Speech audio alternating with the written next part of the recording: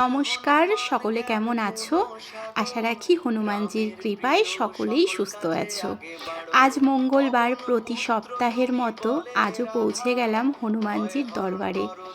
পুজো দিলাম এবং হনুমানজির চরণে সকলের মঙ্গল কামনা জানিয়ে, প্রণাম জানিয়ে রওনা দিলাম বাড়ির উদ্দেশ্যে। বাড়ি ফিরে বাড়ি আর ঢুকিনি, সোজা পৌঁছে গেলাম পাশের বাড়িতে।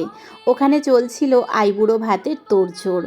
তো সকলে মিলে সুন্দর করে থালা সাজানোর পর্ব চলছিল। পাড়ার বয়োজ্যেষ্ঠ কাকু কাকিমা, জেঠু জেঠিমা এবং ওদের আত্মীয় স্বজন এবং পাড়ার আমরা সমস্ত বউরা একত্রিত হয়ে পুরো কাজটা করেছি এবং প্রচুর আড্ডা ইয়ার্কি। সব শেষে ছেলের মা ছেলেকে আশীর্বাদ করছিল। তো আশীর্বাদ পর্ব চলছিল। তারপর আশীর্বাদ পর্ব মিটে গেলে আমরা সবাই মিলে একসঙ্গে দাঁড়িয়ে ফটো ভিডিও তুললাম রিন্টুর সঙ্গে। এই ছিলাম আমরা পাড়ার সমস্ত বউরা।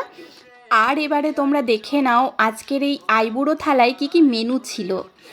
মেনুগুলো আর মুখে বলছি না, তাহলে ভিডিও শেষ হয়ে যাবে, কিন্তু মেনু বলা আর শেষ হবে না। তাই তোমরা নিজেরা দেখে নিজেরাই বুঝে নাও যে কি কি মেনু ছিল আজকের এই আইবুড়ো ভাতের থালাতে। আজ তোমার আইবুড়ো ভাত, ঘরে আনন্দের নতুন বরাত। সাত পাকের আগে শেষ এই আয়োজন, শুভ কামনায় ভরে ওঠে মন।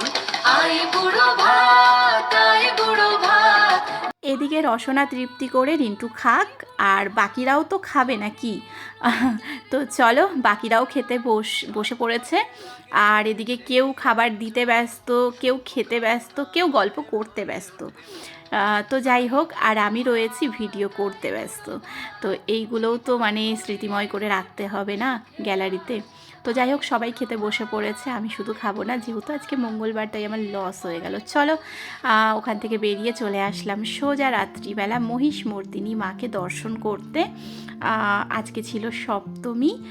তো সপ্তমীর রাতে কর্তার গিন্নিতে পৌঁছে গিয়েছিলাম। মাকে প্রণাম জানিয়ে আজকে ভিডিও শেষ করছি, টাটা।